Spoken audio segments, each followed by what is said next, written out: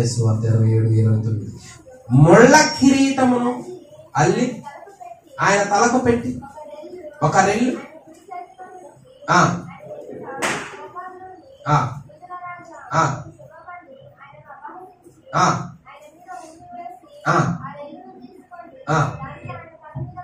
ఒక్కటే దెబ్బ కొట్టారంట మా ముళ్ళు పెట్టి కోటి మెడలోకి దిగిపోయింది యేసయ్య. యేసుక్రీస్తు వారి తలకి ముళ్ళ కిరీటం పెట్టారు. రెల్లు తీసుకొని ఏం తీసుకున్నారు?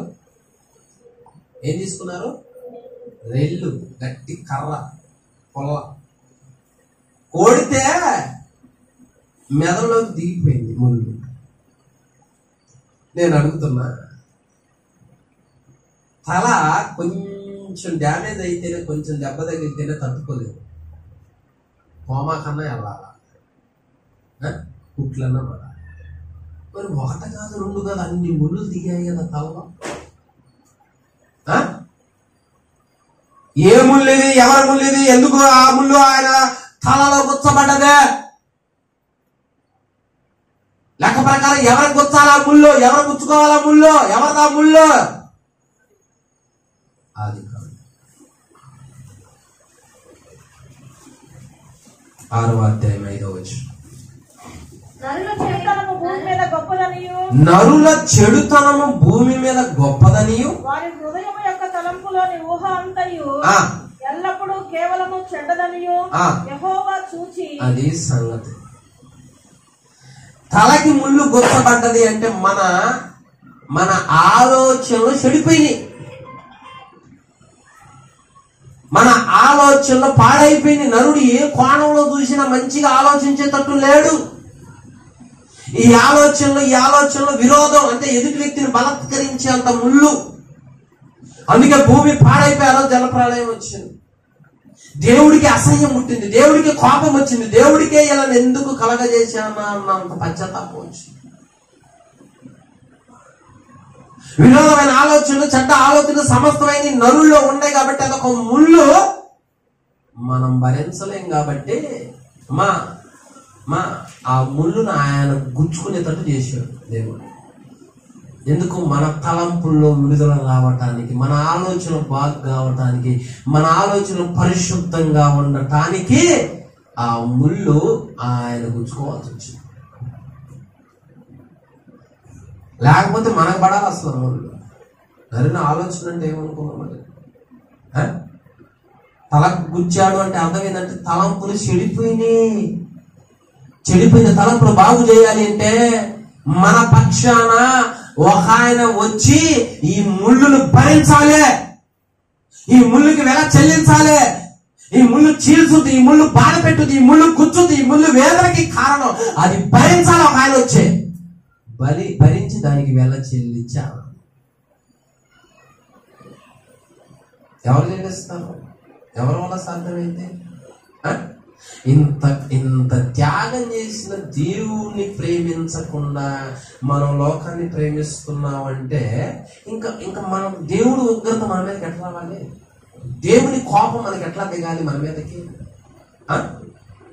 మాటికి వస్తే స్నేహితుల పేర్లు 10 సార్లు ఉచ్చరిస్తాం, పిల్లల పేర్లు 10 సార్లు ఉచ్చరిస్తాం, పనిని ఉచ్చరిస్తావు, జాబును ఉచ్చరిస్తావు, డబ్బును ఉచ్చరిస్తావు, అన్ని పలుకుతావు, నీ జ్ఞాపకం ఉంటుంది, అన్ని దగ్గరికి వెళ్తావు, అన్నితో మాట్లాడుతావు, స్నేహం చేస్తావు, కలుస్తావు, తిరుగుతావు, ఏసుతావు. ఎన్నిసార్లు మాట్లాడావు, ఎన్నిసార్లు కలిసావు, ఎన్నిసార్లు ఆయన దగ్గర కూర్చున్నావు? ఈ రోజు ప్రార్థన చేద్దామన్న ఆలోచన ఎందుకు వచ్చిందో తెలుసా? ఆయన వెల చెల్లించాడు. ఈ రోజు దేవుడి సన్నిధికి వెళ్దాం, రక్షించబడతాం, ఆ వాక్యం విందాం, పరిచయం చేద్దాం. ఈ మంచి లక్షణాలు, ఈ మంచి ఆలోచనలు, ఈ మంచి బుద్ధులు ఎందుకు వచ్చినాయి అంటే మనస్సులో ఆయన వెల చెల్లించాడు గనక. లేకపోతే మనకెందుకు ఆలోచనలు వస్తాయి? బలత్కారము. నరుడే నన్ను చేయాలంటే ముందు ఆలోచిస్తాను, మనసు ఆలోచించే చేస్తాను. కానీ ఆ ఆలోచనలన్నీ చెడిపోయినాయి అంట. దేవుడిని చెబుతున్నాడు, తలంపులను అంత చెడ్డదంటున్నాడు అంట దేవుడు. మరి ఈ ముళ్ళుతో మనం బతికామనుకో మనకు లేదు భవిష్యత్తు, జీవితం. అందుకని దేవుడు ఏం చేశాడంటే, దేవుడు లోకమును ఎంతో ప్రేమించను, అందుకే తన అద్వితీయ కుమారుణ్ణి పశువుగా పంపించింది. బిడ్డ, వాళ్ళ తలంపులకి అడ్డు పెట్టాల్సింది నీ తల. ఒక పశువుగా నువ్వు తల వంశం. మొదట అవ్వాలను సృష్టించినప్పుడు తలంపులు బాగానే ఉన్నాయి, ఆలోచనలు బాగానే ఉన్నాయి. వాడొచ్చి ఆ చెడ్డ తలంపు అనే దాన్ని, ఆ ముళ్ళుని ఏమో గుచ్చాడు, మన ఆలోచన మొత్తం. పాపం అంటే ఏందనుకున్నాం? పాపం దేని కోరుద్దని చెప్పా? బలి కోరుద్ది. పాపం బలి కోరుద్ది. సరైన కరెక్ట్ వెల చెల్లిస్తేనే తప్పుకుంటది, శక్తి లేకుండా. అలా వెల చెల్లించగలిగిన శక్తి భూమి మీద ఎవడికి లేదు. అందుకే సాతాను కూడా నాకు ఇయ్యబడింది అంటుండే యేసుతో. యేసయ్య భూమి మీదకి వచ్చినప్పుడు వాడు అంటుండే దర్జాగా, నాకు మ్రొక్కో, ఇదంతా నాకు అప్పగించబడి ఉన్నదే. కరెక్ట్ వాడు ఎవడు లేడు, సరైన వాడు ఎవడు లేడు, నాకు వెల చెల్లించగలిగిన దమ్ము ఎవడికి లేదు. అందరూ పాపం చేశారు, తలంపులు పాడు చేసి పెట్టా. ఈ ముళ్ళు భరించగలిగిన వాడు, ఈ ముళ్ళుకి వెల చెల్లించగలిగిన వాడు ఎవడో లేడు, ఈ ముళ్ళుని విరగలిగిన వాడు ఎవడో లేడు. అలా ఆలోచనలు ఉండే వాళ్ళే నాకు మొక్కు అంటున్నాడు. దేవుడు అంటున్నాడు. దేవుడు ఏం చేశాడంటే, ఇదిగో ఆ ముళ్ళుకు నేను వెల చెల్లిస్తా అని వచ్చినాడు ఈ భూమి మీదకి. హల్లెలూయా. అర్థమైందా? ప్రార్థన చేయాలన్న ఆలోచన ఎందుకు వస్తుంది అసలు? ఈ ఆలోచన రాదు మనకి, ఫెయిల్యూర్. నేను చేసే మంచి కాదు అన్న ఆలోచన ఎందుకు వస్తుందంటే, ఆయన వెల చెల్లించాడు. నేను చేసే తప్పు ఇది వదులుకోవాలని ఆశ ఎందుకు కలుగుతుందంటే, ఆయన వెల చెల్లించాడు. చెడ్డ ఆలోచనలు లయపరిచాడు, ఆ ముందుని విరిచాడు. కనుక దేవుని సన్నిధికి వచ్చి ఇక్కడ వాక్యం వింటున్నాం. హల్లెలూయా. ఎన్ని ముందులు అయిపోయినాయి? లేట్ చేయకుండా నేను 3 చెప్పి ముగిస్తాను. 4 ముళ్ళు చెప్పి 5వ ముళ్ళు ఏంటంట? మత్తయి సువార్త 13:22.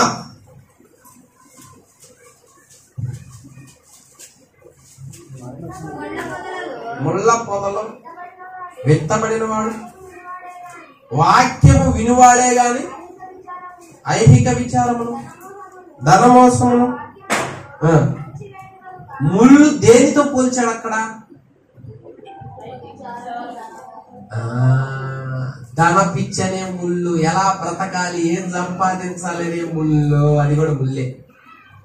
నరుడంట ఉదయం లేచిన దగ్గర నుంచి ఏం సంపాదించాలి, ఎలా బ్రతకాలి, డబ్బు ఎలా పోగు చేసుకోవాలి, ఆస్తి పరుడు ఎలా కావాలి, ఇంట్లో ఫర్నిచర్ ఎలా కొనాలి, కూలర్ ఎలా కొనాలి, డబ్బుల కట్ట ఎలా కొనాలి, ఫ్రిడ్జ్ ఎలా కొనాలి, మా బిడ్డని మంచి కాల్మెంట్లు ఎలా చదివించాలి, వాడికి షూ ఎలా వేయాలి, నగలు ఎలా కొనుక్కోవాలి, నేను కారు ఎలా రావాలి, ఎప్పుడు నరుడు అంట దీని గురించి ఆలోచిస్తా ఉంటాడంట.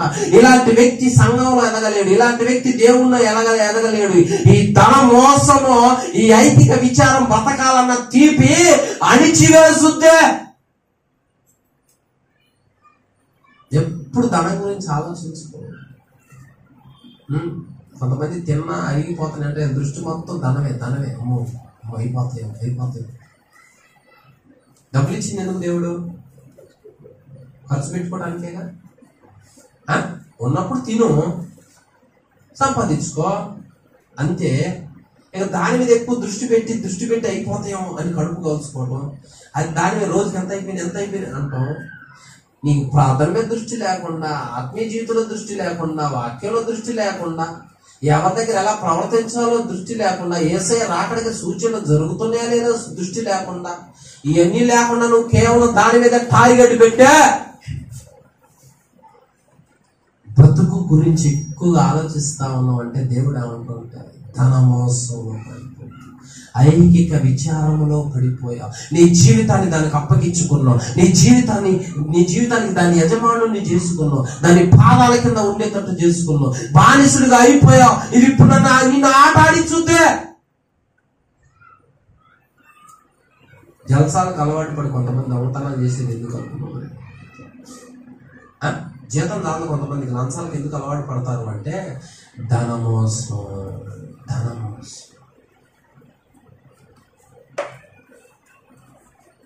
తాకట్టు వస్తువులు అధికంగా ఎందుకు తీసుకునేది? 100 రూపాయలు 10 రూపాయలు ఇస్తే ఆ సొమ్ము ఏడు ఉంటుంది. వాడు ఈలేడుగా పేదవాడు, తర్వాత ఇన్నే ఖైమా. అడ్డమైన సొమ్ము కల్లా ఆశపడతాము. ధనవంతులు ఎలా కావాలా ఆలోచిస్తాము. అసలు ఎవరు అభిమానం, ఎవరిని అనుసరిస్తున్నాము, ఎవరిని పోలి నడుస్తున్నామో తెలియదు, జ్ఞానం లేదు. వాడు కూడా పనికి మనిషి మాది ఇటు ఏంది 2-3 వేలు కొనుక్కొని పోట మీద నాకేం అర్థం కావట్లేదు. అసలు దాని ఉపకారానికి మనకు వస్తా? అసలు దేన్ని అనుసరించాలి? దానిలో నీతి ఉంది, యథార్థత. డబ్బు ఇస్తే దేవుడికి కొంతమందికి పిచ్చోడి చేతికి రాయిచ్చినట్టే. పిచ్చోడి చేతిలో రాయినట్టు కొంతమంది చేతిలో డబ్బు ఉంటే అంతే. దేనికి ఖర్చు పెడతారో కూడా అర్థం కాదు వాళ్ళకి. దేవుడు ఎందుకు ఇచ్చాడు నీకు డబ్బుని? పిల్లల అవసరం నిమిత్తం, నీ అవసరత నిమిత్తం. నువ్వు ఎదుగు, కొన్ని వస్తువులు కొనుక్కో, నాకు మహిమకరంగా జీవించు. వీళ్ళు ఏం చేస్తున్నారంటే దానికి వాడివుడు మేకప్ వేసుకుని 4 డైలాగులు ఆడకొడితే వాడి దేవుడు అయిపోయింది. పాలాపి పాకేవలే అమ్మా. ఏం చేయాలి? 1 సంవత్సరం 2 సంవత్సరాలు వర్షం కురవకుండా పాలు కూడా రాకుండా ఉంటే సరిపోయింది. వరదలు ఎందుకు వస్తున్నాయి అనుకున్న కారణాలు ఉన్నాయి. వరదలు రావడానికి కారణాలు ఉన్నాయి బైబిల్లో. కోపం వస్తుంది దేవుడికి. పశువులో పాలు పెట్టి తాగండి ఈ దేశపు వాడి బొమ్మకు పోస్తా ఉంటే మీరు చదువుకుంది ఎందుకు? దేనికి చదువు? ఎందుకు ఈ చదువు? లేఖనం అంటా ఉన్నదే, ధన మోసంలో, ధన పిచ్చిలో నువ్వు ఎవరిని పొగుడుతున్నావో, ఎవరికి ఖర్చు పెడుతున్నావో, ఎవరికి ఇస్తున్నావో, ఎవరిని తిప్పుకుంటున్నావో, ఎవరితో జలతం చేస్తున్నావో నీకు అర్థం కావట్లా. ధన పిచ్చిలో పడిపోయావో. అది నిన్ను బానిసలు చేయకూడదు. అది నీ మీద పెత్తనం చెలాయించకూడదు. అది నిన్ను గాయపరచకూడదు. అది నీ మీద దేవుడిగా ఉండకూడదు. దాన్ని ఎంతలో ఉంచాలో అంతలోనే ఉంచాలి. అది సమస్తమైన కీడులకు మూలం అని దేవుడు చెబుతాడు. అర్థమైందా? బైబిల్ గ్రంథంలో ధనం, కొంతమంది దగ్గర ధనం ఉండగానే అలాగా జనాన్ని ఏం చేసుకుని తిరిగారంట. బైబిల్ గ్రంథంలో ఉంది, న్యాయపత్తుల్లో ఉంటుంది.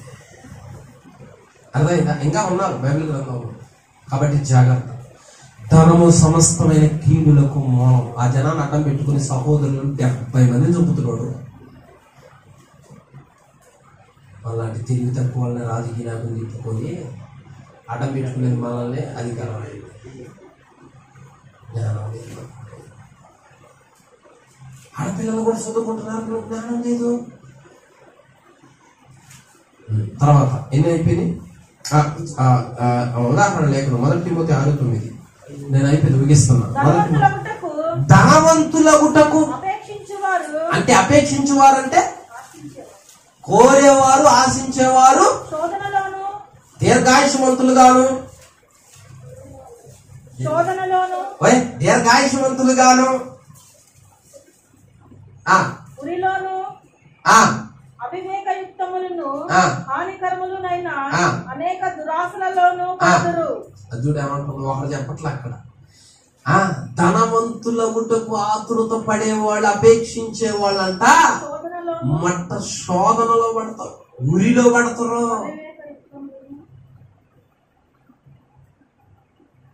రెండింతల ఆత్మ గురువు గారు సంపాదించి మంచి పవర్ లో రాజును కూడా గడగడ ఉనికిస్తా ఉంటే ఆయన దగ్గర పరిచయం చేసేవాడు వచ్చి 4 ఆత్మను కొట్టేయకుండా ఈడు పోయి దోపుడు సొమ్ము మీద ఉరికిండు గురువు గారికి తెలియకుండా. వీళ్ళు కూడా అంతే. గురువు గారు ఆయన గురువు దగ్గర పరిచయం చేసి 2 ఆత్మను కొట్టేసి రాజులు కూడా వణుకుతారు ఆయన అంటే. అసలు నాయమాన్ని కూడా బయటికి చూడటానికి కూడా రాలే. దేశాన్ని రక్షించిన ఆయన ఇంటి వాగిట్లుండి అయ్యా రాయి ఆ ప్రార్థన చేయ అంటే పోయి 7 నదిలో 7 సార్లు మునిగిపోవడం మనిషిని పంపించింది. అలాంటి గురువు గారి దగ్గర ఉండి 4 అభిషేకం కొట్టేసి గడగడ మునికెంచాల్సింది పోయి దూపుడు సొమ్ము ఆయన తీసుకుని వస్తే నయమోను ఆయన రథం ఏమన్నా ఉరుకుతున్నట్ట, రథం ఏమన్నా కూడా ఉరుకుతున్నట్ట. రథాలు ఏమన్నా ఉరికే టైప్. ఇది పరిచయం చేసే టైపు కాదు, రథాలు ఏమన్నా బట్టి ఉరికే టైప్. అరే యాడికి పోయినవురా, యాడికి పోదా నిజం కూడా ఒప్పుకోడు. మరి ధనం అంట చేస్తుందిగా. అంటే నువ్వు యాడికి పోయినావు నాకు తెలియదు అనుకున్నావు. సరే నువ్వు దేనికోసం పరిగెత్తినో తెలుసా? నీకు పిల్లలు ఎంతమందిరా? ఉన్నారు రాయాలయా, ఉన్నారు, నాకు 4-5 ఉన్నారు. సరే నీకను మీ ఇంటానికి ఆ పిల్లలకి వాళ్ళ పుట్టే పిల్లలకి తరతరాలుగా కలిసి వస్తుందా? కాదురా, కుష్టి వస్తుంది. తరతరాలు కుష్టే పో అన్నాడు. అమ్మో, ఇంత డబ్బేగా దాచిపెట్టుకుందే. వంశానికి ఏమంటించిండు అయ్యగారు? వంశం పారంపర్యం అన్నమాట. అట్టంటిది అమ్మ వ్యాధులు, అట్టంటిది వ్యాధులు. కాబట్టి దేని వైపు పరిగెత్తాలి? దేవుని పక్కన పెట్టి, ప్రార్థన పక్కన పెట్టి, దేవునికి ఇంపార్టెంట్ ఇవ్వకుండా ఎప్పుడు కన్ను మూసిన కన్ను తెరిచిన డప్పు డప్పు డప్పు అని దాని మీద ధనవంతులు అవటానికి అపేక్ష కలిగి ఉంటే అది శోధనలో పడేసిద్దంట. ఆ ధనం వల్లే అననీయ సప్పీరా ప్రాణాలు పోయింది. ఆ ధనం వల్లే ఆ యోధా చచ్చిపోయాడు. ఆ ధనం వల్లే గెహజీ పోయాడు. ఆ ధనం వల్లే ఆఖాను అయిపోయాడు. చూడు, బైబిల్ గ్రంథాలు ఎన్ని ఉన్నాయి అనుకున్నాం. కాబట్టి ఆ ధనాన్ని మనం అందరం విసర్జించుతుందా? ఆమేన్. ధనాపేక్ష ఎవరైతే కలిగి ఉండాలని ఇష్టపడతారో వాళ్ళ సమస్తమైన శోధనలో చిక్కుకుంటారు వాళ్ళు. ఇక 6వదిగా సామెతలు 15:19. సోమరి మార్గం చూసుకో. సోమరోడు దారే ముళ్ళ కంచె అంట. సోమరోడు వాడేం చేస్తారంట? సోమరి మార్గం ముళ్ళ కంచెని ఎందుకంటున్నాడు? 20వ అధ్యాయం 4వ వచనం సామెతలు. విత్తులు వేయి కాలమున, అది సంగతి. విత్తులు వేయి కాలమున సోమరి కోతకాలమున పంటను కూర్చి వాడు విచారించినప్పుడు వానికేమీ లేకపోవును. అందుకనే వాడు సోమరు అన్నాడు దేవుడు. ఇప్పుడు అర్థం ఏంటంటే ఆరోగ్యాన్ని ఇచ్చాడు, టయాన్ని ఇచ్చాడు, జ్ఞానాన్ని ఇచ్చాడు. చక్కగా పని చేసుకుని కష్టపడి 4 రూపాయలు సంపాదించుకో, నీకు నీ కుటుంబానికి కావాల్సింది. ఈ సమయంలో ఈ కాలంలో పని చేయకుండా విత్తనం వేసే కాలంలో దున్నాలి కదా, అంటే కష్టపడాలి కదా, ఒక ఎద్దుగా శ్రమించాలి కదా, కష్టపడాలి కదా, ఒళ్ళొంచాలి కదా, వంగాలి కదా, నలగాలి కదా. ఆ సమయంలోనంత సోమరుడు ఏం చేస్తాడంటే ఏం చేయడం, కష్టపడాల్సిన సమయంలో కష్టపడడం, ఫలితం దగ్గరకు వచ్చేసరికి వసుదేవుని ఆశపడతానంట. అప్పుడు కోత కాలానికి వాడికి ఏమన్నా చేతులు చెప్పాను. అర్థమైందా? సమయం వృధా చేసుకోకూడదు. అందుకే సోమరి మార్గం ముళ్ళ కంచె అంటే కష్టపడాల్సిన సమయంలో వాడు ఏం చేస్తాడంటే బాధగా ఉంటాడంట. అంటే యాక్టివ్గా ఉండడంట వాడు. ఇప్పుడు ముళ్ళదారి ఎట్లా ఉంటుంది అంటే బాధగా ఉంటుంది. వాడికి పని చేయమంటే అట్లా ఉంటుంది. కష్టం చేయాల్సిన సమయంలో వాడికి ఇష్టం ఉండదు. నొప్పి ముళ్ళు గుచ్చుకున్నంత బాధగా భావిస్తాడంట వాడు. కానీ ఫలితం దగ్గరకు మాత్రం తీసుకోవడానికి వచ్చే సమయానికి ఏం దొరకదంట. నువ్వు ఎంత కష్టపడతావో, నువ్వు ఎంత శ్రమిస్తావో దాని దగ్గర ఫలితాన్ని దేవుడు నీకు ఇస్తాడు. నువ్వు తినొచ్చు, నువ్వు అనుభవించవచ్చు. అదే దాన్ని వృధాగా పోగొట్టుకొని వృధాగా ఉంటూ ఫలితం రావాలి, ఎందుకు లేదు దేవుడు, ఎందుకు లేదు ఆశీర్వాదం అని అడిగితే దేవుడు ఏం చేస్తాడు?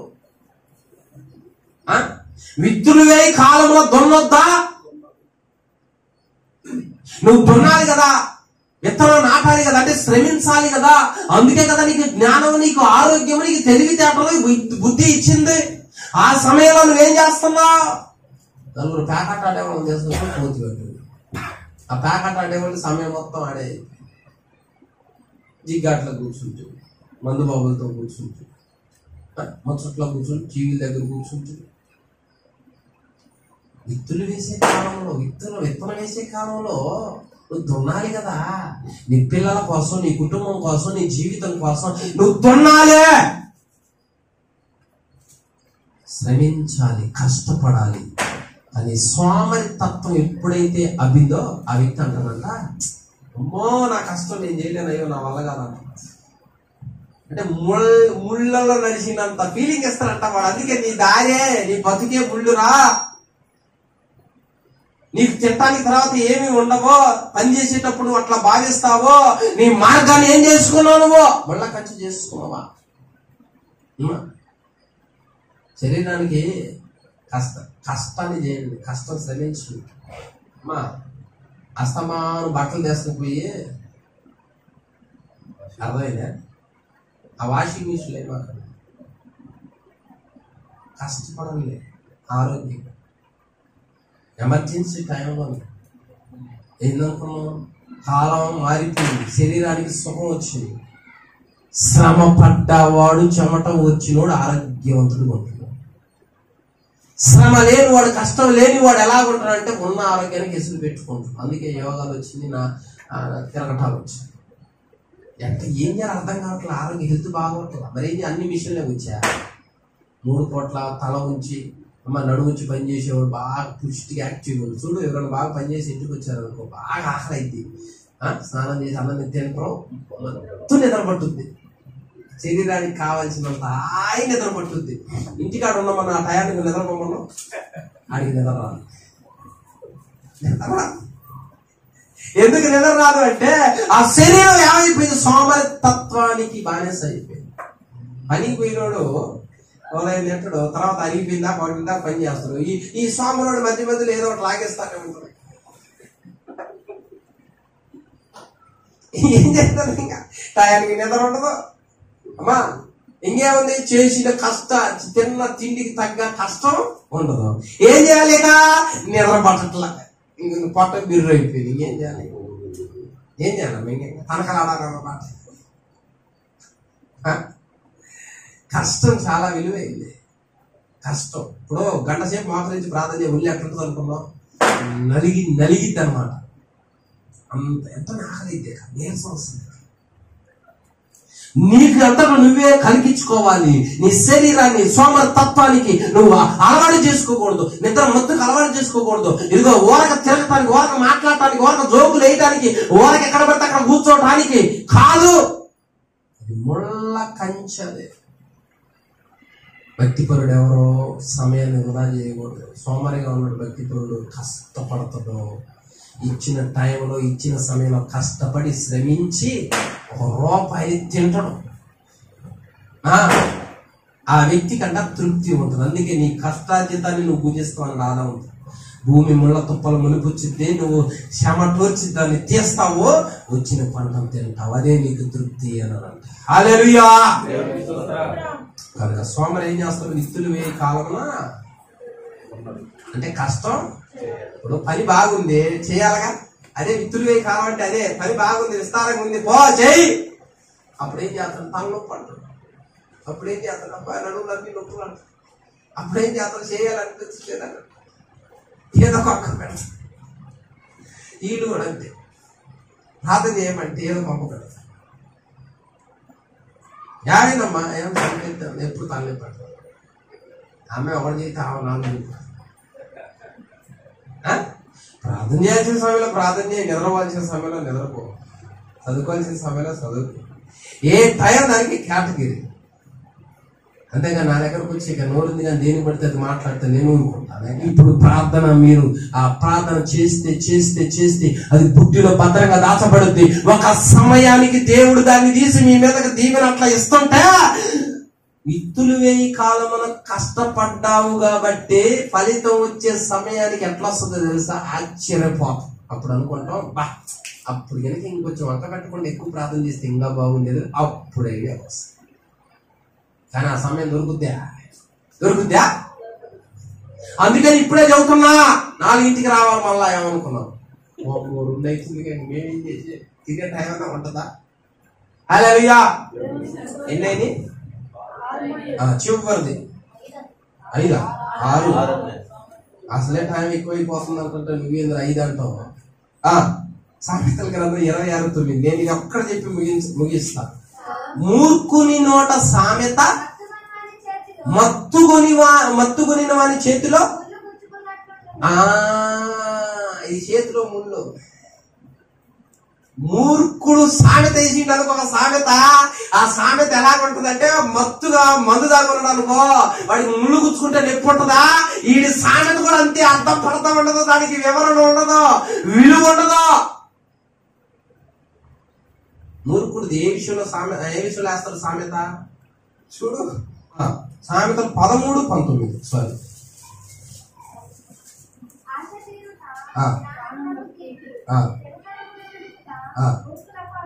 మూర్ఖుడికి ఏదో అసహ్యం, చెడుతనమును చేయుట, చెడుతనమును విడిచిపెట్టడం వాడికి. ఇంక వాడి దగ్గర ఏ సామెతలు ఉంటాయి చూసుకోండి. ఇంకా అర్థమైందా? మూర్ఖుడి దగ్గర ఈ సామెతలు ఉంటాయంట. ఆ సామెతను దేవుడు ఏమన్నాడంటే, అరే వాడు సామెత ఇస్తే తాగినోడు చేతిలో ముళ్ళు గుచ్చుకున్నట్టు అంటున్నాడు దేవుడు. మామూలుగా ఉన్న వాడి చేతిలో ముళ్ళు గుచ్చుకున్నది అంటే అర్థం ఏంటంటే సురుకుంటుంది. మత్తుకుని వాడి చేతిలో ముళ్ళు ఉన్నది అంటే వాడికి నొప్పి తెలియదు. ఈడి సామెత ఎట్లుంటుంది అంటే ఊరికి ఉపయోగం ఉండదు. నీతిని విడవటాయి వాడికి అసహ్యం అంటే వాడు వేసే సామెతలు ఎట్లుంటాయి అంటే చండాలంగా ఉంటాయి. ఎవరికి ఉపయోగంగా ఉండవో అది జబర్దస్త్ చేస్తారు సామెతలు తాగి. ఎవరికి ఉపయోగం ఉండదు. అదే మనం కూడా కొన్ని సామెతలు వేస్తా ఉంటాం. సినిమా వాళ్ళ మీద, దేని మీద సామెతలు వేస్తా ఉంటాం. మనం వేసే సామెత ఇప్పుడు బైబిల్ గ్రంథంలో సామెతలు ఉన్నాయి. ఎలా ఉన్నాయి? ఒక్కొక్క మాట మైండ్ ఎట్లుంటుంది అంటే తిరుగుద్ది అనమాట. అంట ఆ మాటకి అర్థం కనుక్కోవాలంటే ఎలాంటి సామెతలు వేయాలి, ఎలాంటి సామెతలు చెప్పాలి, నలుగురికి ఉపయోగకరమైనవి, నలుగురు దీవించబడే, నలుగురు జ్ఞానం నేర్చుకునే, అభివృద్ధి చెందే, ఆత్మీయతలో బలపడే సామెతలో మనం నేర్చుకోవాలి. కానీ మూర్ఖుడి దగ్గర, అసలు నీతి చేయటమే అసహ్యం కలిగిన వాడి దగ్గర సామెత ఏముంటదంటే, అరే నీ దగ్గర నీకు సామెత ఉంటే ఇది ఉంటుందా జనాలు బతుకుంటున్నది. దానివల్ల ఎవరికి ఉపయోగం ఉండదురా. అలాంటి వాడి సామెతలు నవ్వటానికి, ఎగతాళి చేయటానికి, అపహాస్యానికి బాగుంటాయి. తప్పు దిద్దుకోవటానికి బాగుపడటానికి బాగు. కానీ వాళ్ళకే ఫ్యాన్స్ ఎక్కువ. వాళ్ళని అభినందించేవాళ్ళు, వాళ్ళనే ఇష్టపడుతున్నారు. సొలొమోను రాసిన 30 కాద్యాలు రాసిన సామెతలు మామూలుగా ఒక్కొక్క మాట ఎట్లుంటుందంటే మామూ ఇందేనా ఏ అనుభవంతో రాసిందో. మన దగ్గర ఎన్ని సామెతలు ఉన్నాయి? అర్థమైన సామెతలు మనం వేయకూడదు. నీతిని అసహించుకునే వాళ్ళ దగ్గర సామెతలు వేస్ట్. నీతిని ప్రేమించే వాళ్ళ దగ్గర ఇదిగో ఇలాంటి పనికొచ్చే సామెతలు ఉంటాయి. పనికొచ్చే సామెతల్లో మొట్టమొదటిగా ఆయనే అంటున్నాడు. ఎలాంటి సామెత అంట? ఆయన వేసే సామెతలో సామెతల గ్రంథం 1వ అధ్యాయము అయిపోయింది 4. జ్ఞానం లేని వారికి బుద్ధి కలిగించుట. చూడు, ఏనేసే సామెతలు ఎలా ఉంటాయంటే, జ్ఞానం లేని వాడికి బుద్ధి కలిగించుటకును, యవనులకు తెలివియు, యవనులకు తెలివియు వివేచనయు పుట్టించుటకు తగిన. అది నీతిని అనుసరించేవాడేమో ఉపయోగకరంగా ఉంటాయి అన్నమాట. తెలివి లేని వాడికి తెలివి వస్తుంది. యవనస్తులు మంచి మార్గంలో నడుచుకునేటట్టు వస్తుంది. అదే చెడుని అసహించుకునేవాడు కాకుండా చెడును ప్రేమించేవాడు, నీతి చేయటము అసహించుకునేవాడి దగ్గర సామెతలు ఎలా ఉంటాయి? ఏం నేర్చుకుంటాం వాళ్ళ దగ్గర? అమ్మా, దాని మీద మళ్ళీ సామెతలు, దాని మీద మళ్ళీ కవిత్వాలు, దాని మీద మళ్ళీ చాలా కథలు, వాళ్ళ గురించి మళ్ళీ క్విజులు. ఆ సినిమాలో హీరో ఎవరు అటు అది కూడా నేర్చుకోవాలి. కర్మ, అది కూడా క్విజు. ఏముంది క్విజు? ఏం సామెత? కాబట్టి మనం కూడా కొన్ని సామెతలు చెప్పాలి. ఎలాంటి సామెతలు తెలుసు? ఉపయోగకరమైన సామెతలు చెప్పాలి. మనం కూడా ఉపయోగకరమైన. వాడు మంచోడే రా, గుణం గుడిసేటి దాన్ని అంటే అర్థమైంది. వాడు మంచోడు రా, గుణం గుడిసేటి దాంట్లో ఒక సామెతలో ఒకటి ఉంటది. తెలివి జ్ఞానం ఉండాలి, అందులో యవనస్తులు పరిశుద్ధంగా నడిచేటట్లు ఉండాలి. అది సామెతలు అంటే. కాబట్టి మూర్ఖుడు సామెత జీవితే మత్తుకుని వాడి చేతిలో ముళ్ళు గుచ్చుకున్నట్లు ఉంటుందంట. ఆడికి నొప్పి తగులుద్దా, ఆడికి సురుకుంటుందా? అమ్మ, నొప్పి తగిలింది అంటే అర్థం ఏంటంటే పని చేసింది అని అర్థం. వీడి సామెత పని చేయదు. అలా మనం ఎప్పటికీ ఉండకూడదు. 7 రకాల ముళ్ళుల గురించి చెప్పా. జీవం కలిగిన దేవుడు ఆయన సన్నిధిలో నిలబెట్టి వాడుకోవాలని ఆశపడుతున్నాడు, ఇష్టపడతా ఉన్నాడు. కనుక ప్రతి వ్యక్తి కూడా 4 గోళ్ల మధ్యకి పరిమితం కాకూడదు. ఎన్నడూ వినని ఉపదేశాలు చెప్పాలి, ఎన్నడూ విప్పని మర్మాలు విప్పి ప్రపంచానికి అందించాలి. అంత జ్ఞానవంతులుగా దేవుడు చేయనుగాక. ముళ్ళుల గురించి వివరించాలి, సేవల గురించి వివరించాలి, కుక్కల గురించి, నక్కల గురించి, పావురాల గురించి, పక్షుల గురించి, ఇదిగో రేణువు గురించి కూడా వివరించాలి, మట్టి గురించి కూడా వివరించాలి, గాలి గురించి, వాసన గురించి కూడా వివరించాలి. పోయాక అంత అర్థమైందా? బైబిల్ గ్రంథంలో బాగా దేవుని కొద్ది మాట మన హృదయంలో నీరు పరమపరిచేదిగా చిన్న ప్రార్థన చేసుకున్నాం. అద్భుతమైన వీడియోలు ఖడ్గం మినిస్ట్రీ అనే ఈ ఛానల్లో బైబిల్కి సంబంధించిన ఇలాంటి లేటెస్ట్ వీడియోస్ అప్డేట్స్గా వస్తాయి. ఈ ఛానల్ని సబ్స్క్రైబ్ చేసుకొని వాళ్ళు సబ్స్క్రైబ్ చేసుకోండి, తెలియని వారికి షేర్ చేయండి. ఇవి సండే స్కూల్ పిల్లలకును, విశ్వాసులకును, సేవకులకును బైబిల్ని అర్థవంతంగా చదవటానికి, బోధించటానికి కూడా ఎంతగానో సహాయపడతాయి. ఆల్రెడీ ఈ వీడియోలన్నీ ఈ ఛానల్లో రెఫరెన్స్తో సహా వివరంగా ఉన్నాయి. చూడండి, బైబిల్ని అర్థవంతంగా చదవండి. అందరికీ వందనములు. ఖడ్గం మినిస్ట్రీ వీడియోలకు సంబంధించిన బుక్కు ప్రింట్ అయి సిద్ధముగా ఉన్నది. మొదటి బుక్కు ఈ కనిపించే 30 అంశాల మీద ఉన్నది. కావలసిన వారు ఈ నెంబర్కు కాల్ చేసి ఆర్డర్ చేసుకొనగలరు. బైబిల్లోనే ఆదికాండం నుంచి ప్రకటన గ్రంథం వరకు ఉన్న 1126 కఠిన పదాలు రెఫరెన్స్తో సహా వాటి అర్థాలు గల బుక్కు కావలసిన వారు ఈ క్రింది నెంబర్లకు కాల్ చేయండి. ఖడ్గం మినిస్ట్రీ అనే ఈ ఛానల్ ని వీక్షిస్తున్న మీ అందరికీ మా వందనములు. ఈ ఛానల్లో బైబిల్ కు సంబంధించి ప్రతి కఠినమైన పదాలకు అర్థాలు వస్తాయి. కాబట్టి ఈ ఛానల్ ని సబ్స్క్రైబ్ చేయండి, లైక్ చేయండి, కామెంట్ చేయండి, షేర్ చేయండి.